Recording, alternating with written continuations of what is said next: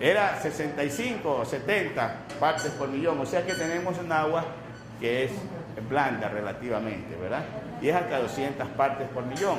El agua que se hizo, que se determinó la dureza, que era del lago, podía ser más de 200 partes por millón.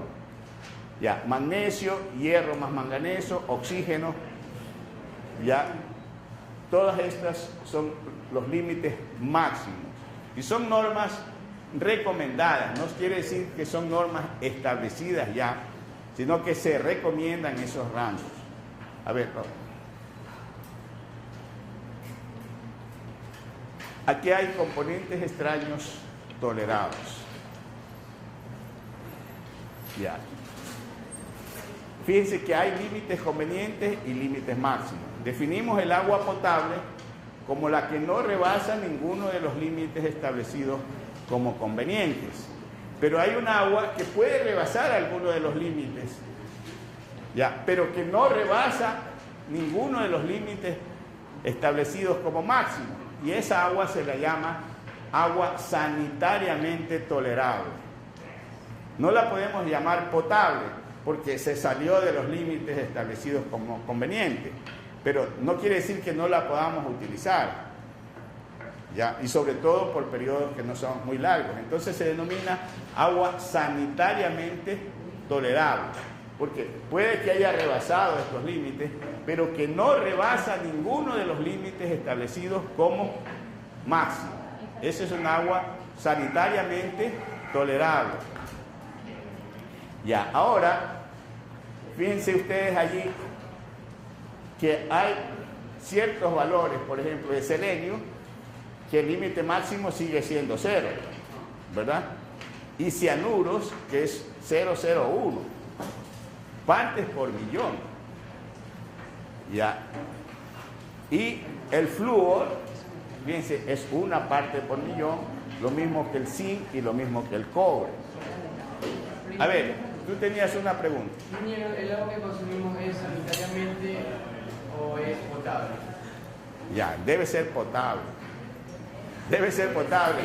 Porque si queremos ver si está como sanitariamente tolerable, tendríamos que hacerle todos los análisis a ver si rebasa esos límites, ¿no? Pero se supone que es ya. Sin embargo, fíjense ustedes que nadie toma agua del grifo.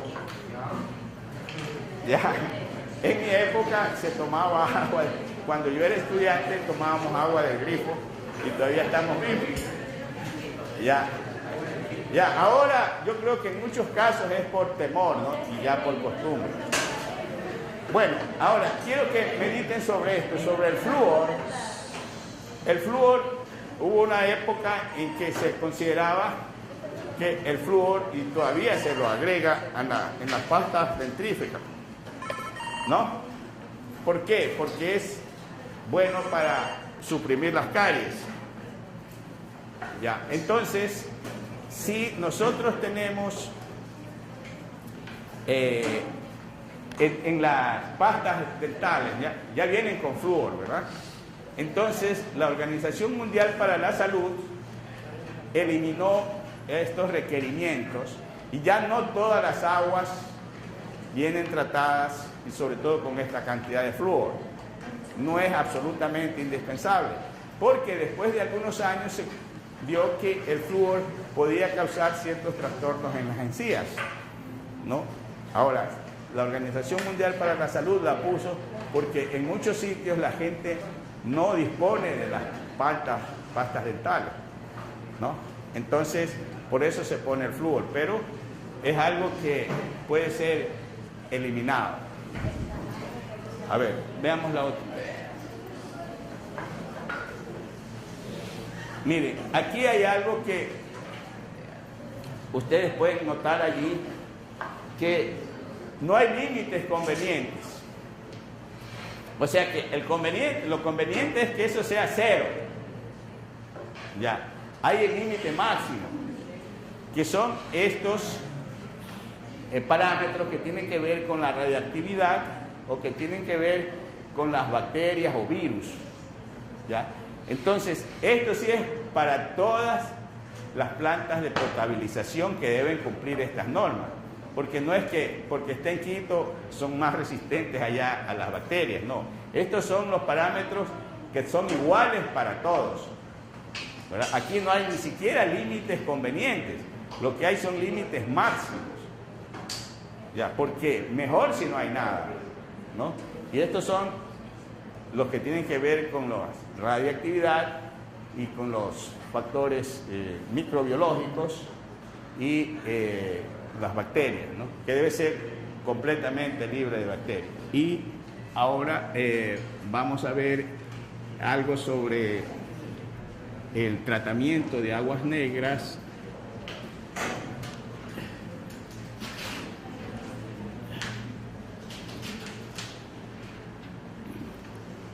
O también que se llaman residuales.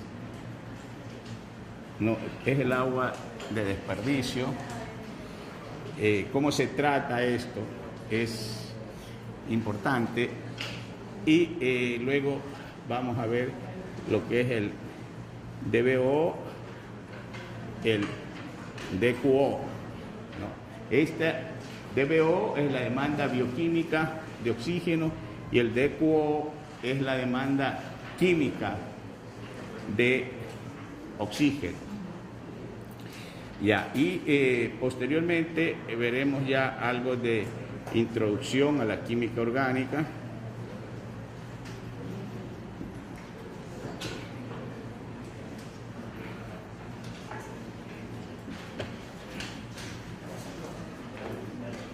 Y vamos a ver si alcanzamos a ver lo que corresponde a los alcanos. Bien, lo que tenemos aquí antes de seguir con esta parte, el tratamiento, para que se entienda un poco lo que vamos a ver después con las diapositivas. Vamos a ver cómo es que el agua se analiza y cómo el agua que tiene sustancias orgánicas sirve de alimento a las bacterias. Eso lo vamos a entender viendo también las diapositivas. Entonces, cuando nosotros hacemos el tratamiento de aguas negras, hay un tratamiento que se llama tratamiento secundario. Entonces, ¿cómo es eso? Que nosotros queremos matar las bacterias y utilizamos bacterias también para matar el agua, para purificar el agua. Entonces, ¿a qué se debe eso? La demanda bioquímica de oxígeno es la cantidad de oxígeno que se necesita para que sobrevivan los microorganismos en el agua. O sea, si nosotros queremos tener microorganismos en el agua, tenemos que darle alimento. Y ese alimento es la materia orgánica. Entonces, las bacterias se alimentan de materia orgánica y se reproducen.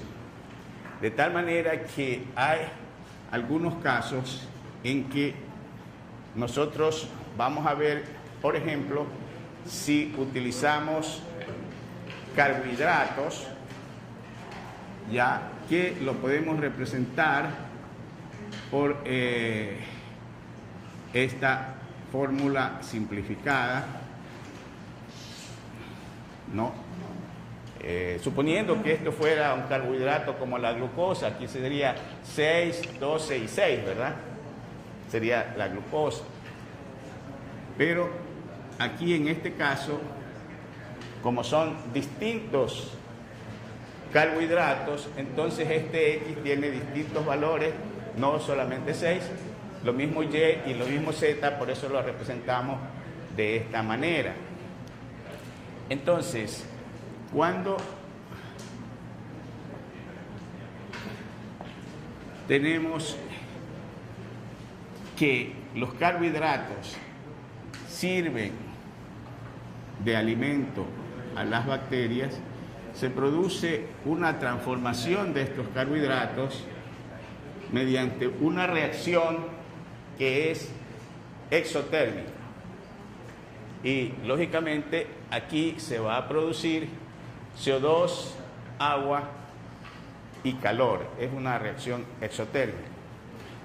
Ahora, en el caso de que nosotros tengamos no solamente carbohidratos, sino que tengamos también en este caso nitrógeno en forma de amoníaco más O2, también se va a producir CO2 más H2O, pero va a haber aquí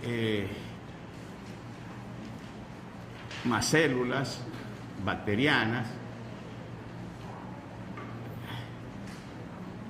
más calor. Ya.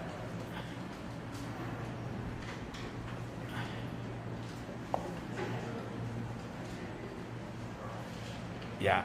Ahora, estas células bacterianas pueden a su vez reaccionar o combustionarse mediante una reacción con el oxígeno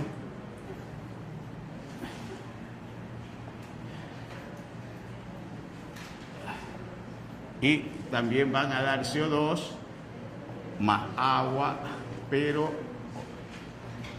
van a dar en este caso NH3 más calor.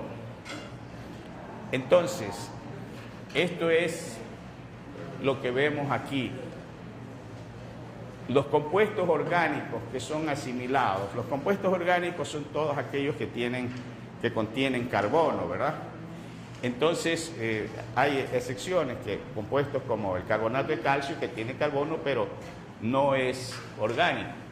Pero la mayoría, fíjense ustedes, hay unos 10 millones de compuestos con carbono. Y cada día se están sintetizando más productos con carbono. De tal manera que lo que antes se llamaba química orgánica, ahora es química del carbono. Entonces, estos compuestos orgánicos que son asimilados, en este caso, por bacterias, aquí, bacterias, y ponemos acá también bacterias, ya, entonces forman una síntesis para dar protoplasma, es decir, para dar más bacterias. Por eso se reproducen muy rápidamente las bacterias. Así como se reproducen en el organismo, por eso las infecciones bacterianas, si no se las controla a tiempo, pueden ser mortales, ¿verdad? Porque las bacterias se reproducen logarítmicamente. Entonces, si nosotros tenemos los compuestos orgánicos que son asimilados por las bacterias, mediante síntesis se forman nuevas bacterias y mediante la respiración ya de las bacterias se producen productos de oxidación. Esos productos de oxidación que se forman dependen del elemento que exista en el agua. Por ejemplo, si hay nitrógeno orgánico, ya, más O2, con las bacterias va a dar NH3, NO3 negativo, este ion. Ya, si hay, por ejemplo, fósforo orgánico, más O2, más las bacterias,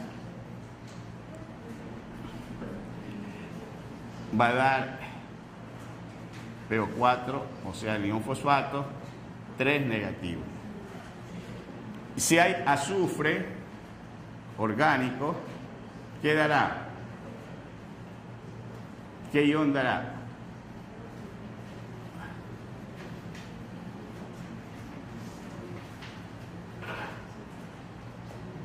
Dará el ion sulfato. Ya. En estas reacciones que decimos que son exotérmicas, se produce energía. Esa energía, digamos, sirve para la síntesis y sirve también para el proceso de respiración. O sea que es un ciclo, por eso se representa así en esta forma circular. Ya. Entonces, los tratamientos de aguas negras, esto que vamos a ver aquí, o aguas residuales,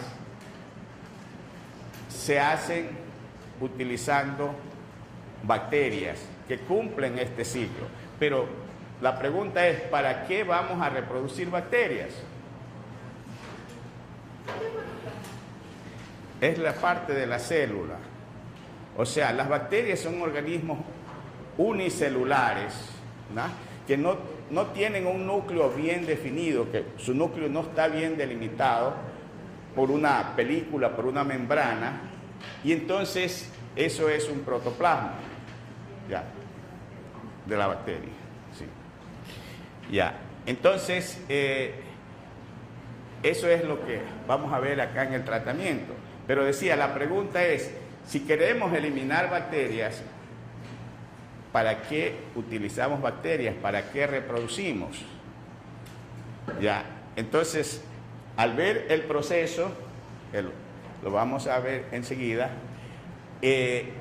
ustedes me van a decir, ¿por qué es que se utilizan las bacterias para eliminar bacterias? ¿Sí? ¿Está claro?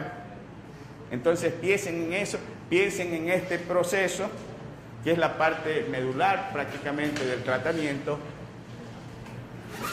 Hay tratamiento primario, tratamiento secundario y tratamiento avanzado para las aguas residuales. Ya, esto es como se ve una planta de tratamiento, ya que son piscinas, ¿no? O tanques donde hay una agitación y allí es que se va a efectuar el tratamiento. Por leyes o reglamentos de carácter municipal, en toda ciudadela nueva que se construye, dependiendo del número de habitantes que vayan a vivir allí, tiene que haber una planta de tratamiento. Esto se cumple en el diseño, cuando se hace el diseño, pero luego se construyen las viviendas y la planta de tratamiento se la deja para el último y a las finales no se construye, pero es obligación, porque ya vimos que las aguas residuales van a los ríos, se contaminan los ríos y luego queremos potabilizar el agua de ese río que viene contaminado. No, los pozos sépticos no se usan donde no hay alcantarillado. Esto es para tratar el agua, ¿no? O para recibir las aguas residuales o los desechos en zonas donde no hay alcantarillado, porque estos pozos sépticos suelen rebosarse. Hay, por ejemplo, en Salinas, y es algo terrible cuando se rebosan los pozos sépticos porque todo lo que está ahí sale a flote, pues, ¿verdad? Entonces, esto es para tener una idea de cómo hacer, en lugar de botar directamente los desechos, se puede usar esto, que no es tan complicado construirlo. Aquí se ve, digamos, una cocina y acá un tanque con un aljibe que llaman también, ¿no? Donde se recepta esto primero y luego se lo pone en el suelo, en el terreno, pero se eliminan los microorganismos por medio de filtración en el propio suelo. A ver, veamos la otra. Ya, este es el tratamiento primario. O sea, el pozo séptico no debería utilizarse. Eso es caso de una emergencia en sitios, digamos, apartados donde no hay, en fincas, donde no hay alcantarillado, ¿no? Ni servicio de distribución de agua potable tampoco. Ya, entonces, las aguas negras crudas. ¿Qué quiere decir aguas negras crudas? Agua que no ha sido tratada, ya, vienen a una criba, una especie de filtro, ya, y luego van a un tanque de sedimentación. En ese tanque de sedimentación, los lodos se van al fondo y luego se lo pone en un digestor de lodos. Y todo este lodo después se lo seca y puede servir como abono. Ya, o sea que esto de aquí, que tiene materia orgánica, que tiene nitrógeno, puede servir como abono. Pero bueno, veamos después del tanque de sedimentación. A ver, este es el tratamiento primario. Sería, aquí están los dos juntos. Pero el tratamiento primario es hasta aquí y de aquí pasaría acá con cloro, ¿verdad? Entonces, en este tratamiento primario, después del tanque de sedimentación, el agua que queda flotando, ¿no? Sobrenadando los lodos, pasa acá al tanque con cloro. No tiene este paso donde se ponen las bacterias y se pone aire también. O sea, ustedes ven que hay bomba de aire. Entonces, el tratamiento primario es solamente de aquí pasa a la cloración, donde se matan las bacterias. En el tratamiento secundario, aquí se pone lodo activado. ¿Qué es un lodo activado? Ustedes recuerdan carbón activado. El carbón activado es diferente del lodo activado. El carbón activado sirve para hacer poroso el carbón para que acepte los gases. Acá no. El lodo activado es un lodo que tiene muchas bacterias, está con una alta concentración de bacterias.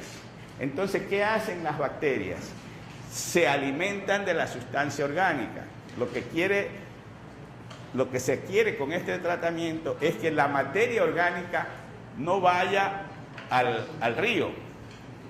¿Por qué? Porque allí va a ser alimento de bacterias y ahí no las podemos controlar. Cuando ya están en el río, son alimentos de bacterias. Y entonces, preferible, aquí se las capta todas, con toda esa materia orgánica, se la da de alimento a las bacterias y una vez que las bacterias están gorditas, se les pone cloro y se las mata. Sí, más o menos esa es la idea, ¿no? Alimentar las bacterias para luego matarlas. ¿Las bacterias nos sirven para qué entonces? Esa era la pregunta que les hice anteriormente. Las bacterias sirven para eliminar las sustancias orgánicas.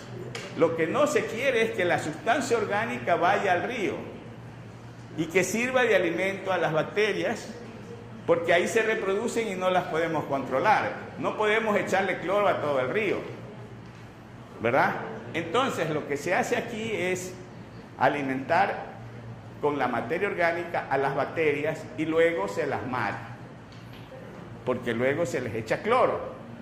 ¿Ya? Entonces, ahí controlamos que el agua que ya va a ser drenada en el río, ya no vaya con sustancias orgánicas ni con bacterias. ¿Sí está claro el proceso? Claro, pero por eso se está dando aire allí. ¿Sí ven la bomba de aire ahí? El aire sirve para matar las bacterias que no viven con oxígeno.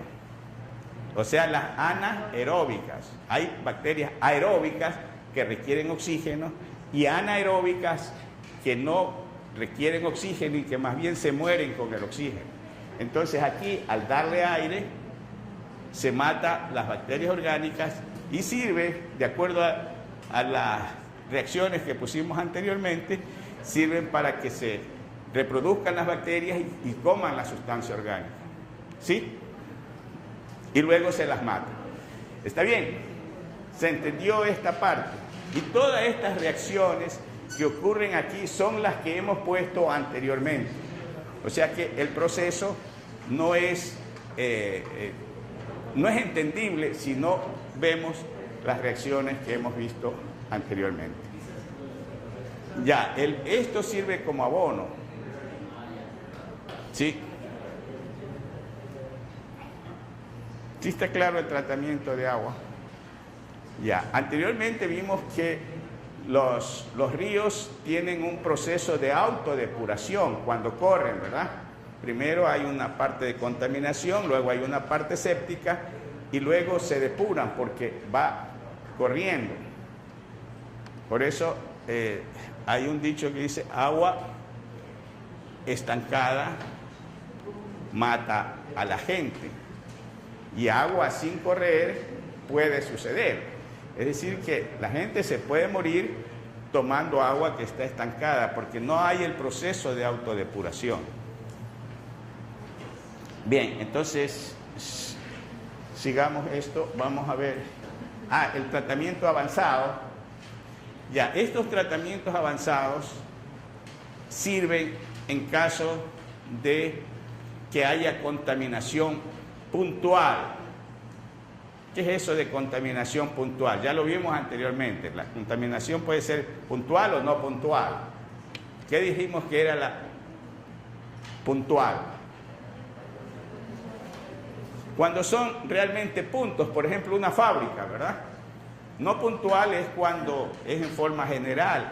La fumigación que se hace con avionetas, por ejemplo, o las grandes ciudadelas que hay sin agua, digamos, sin plantas de depuración y peor sin agua entubada, ¿no? Agua potable, no hay servicios allí de alcantarillado. Entonces, eso produce contaminación que es no puntual y es difícil combatirla. En cambio, lo puntual es fácil porque son, digamos, puntos. Una fábrica, se cierra la fábrica y termina la contaminación. Pero las fábricas, lógicamente, no quieren cerrarse, pues. Entonces, son tratamientos específicos. Si hay una fábrica de baterías que tiene plomo en las aguas, ¿no? Porque se trabaja con plomo, entonces se hacen procesos específicos para el plomo.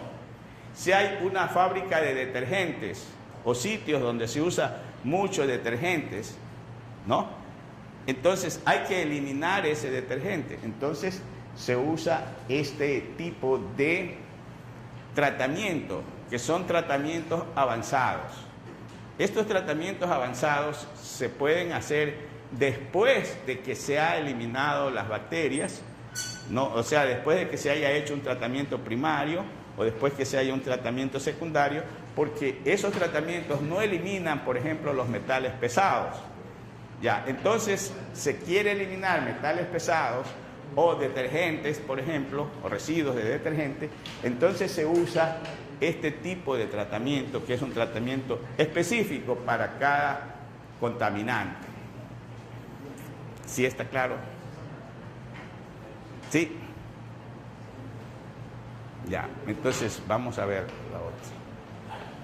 Esto vimos demanda biológica, veamos lo que es la demanda química de oxígeno. Ya, entonces la demanda química puede ser, o sea, es el oxígeno que se requiere para que reaccionen las sustancias químicas que están presentes en el agua. Ya, por ejemplo, si hay azufre, ya el azufre con el oxígeno va a dar sulfatos. Si hay nitrógeno, va a dar nitratos. Si hay fósforo, va a dar fosfatos. Entonces, ese oxígeno, ¿no?, que se consume porque lo necesitan esas sustancias químicas que no pueden estar junto con los metales o con los iones, que no pueden estar juntos porque reaccionan.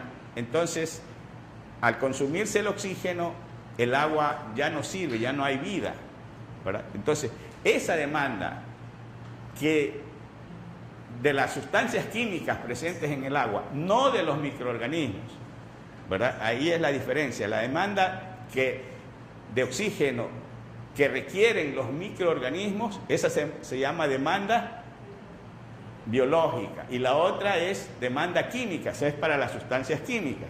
Ya, entonces hay algunas maneras de determinarla, esa demanda química, que puede ser con permanganato de potasio, con pruebas que se hacen con permanganato de potasio o con dicromato.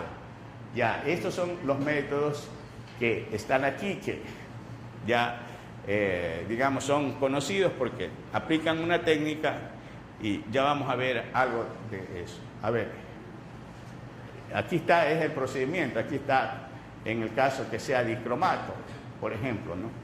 Estas técnicas que generalmente están escritas en los manuales, no las vamos a ver porque no es necesario. A ver, sigamos. Ya, entonces vamos a ver esa demanda química. Hay un método que es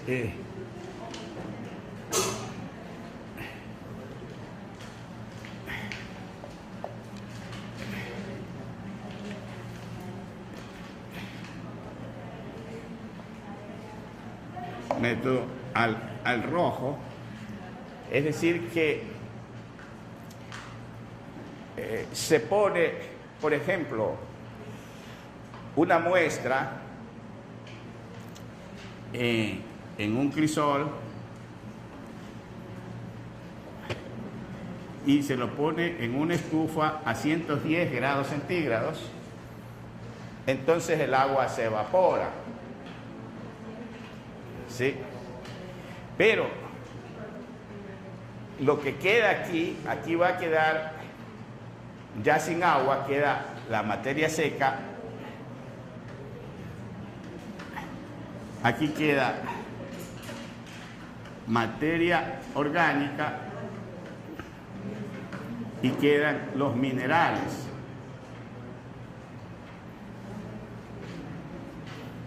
Queda aquí las materias orgánicas más minerales. Pero luego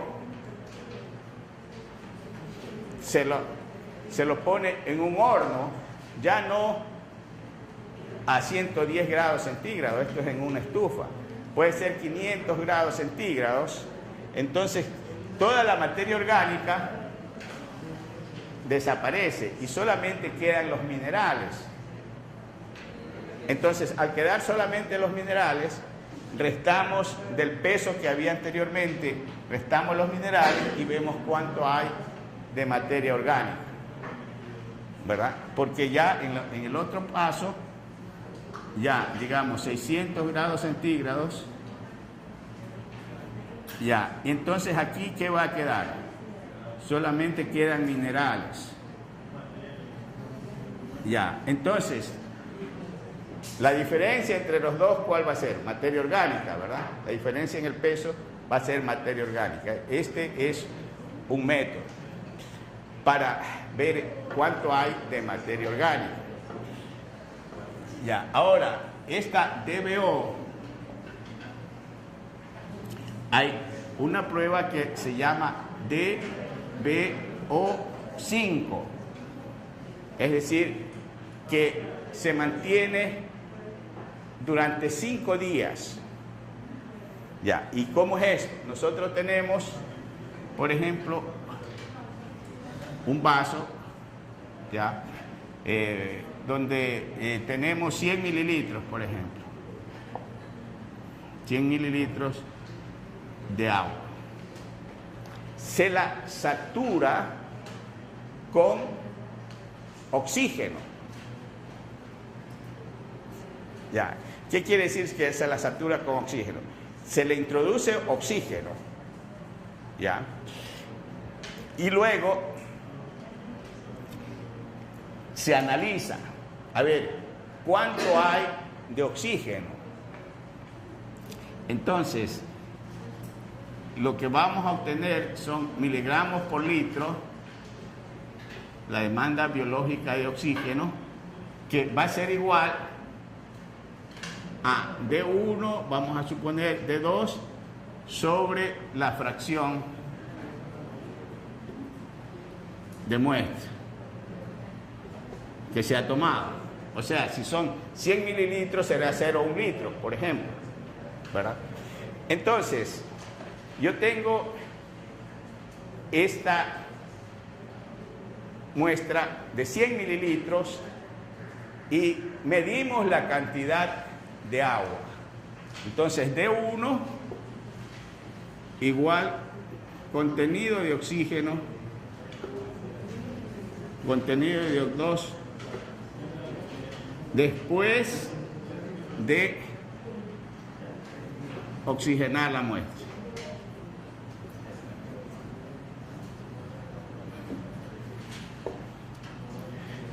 Entonces se incuba durante 5 días,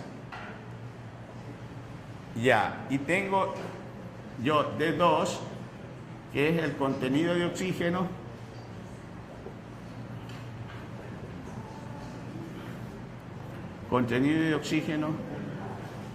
después de la incubación.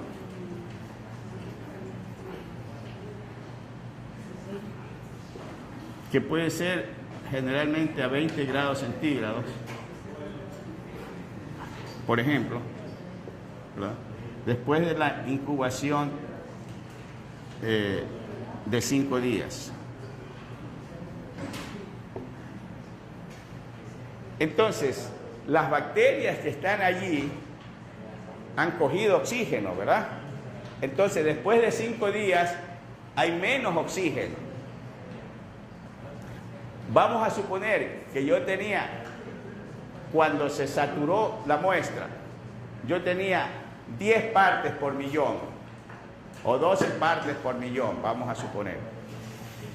Después de 5 días hay menos, porque ya las bacterias tomaron ese oxígeno, hay 4 partes por millón. Entonces la demanda de oxígeno aquí sería, por ejemplo, no, para este caso, 10 menos 6, por ejemplo, sería igual 4. Y si la fracción de muestra es 0,1, porque yo puse 0,1 litros, ¿verdad?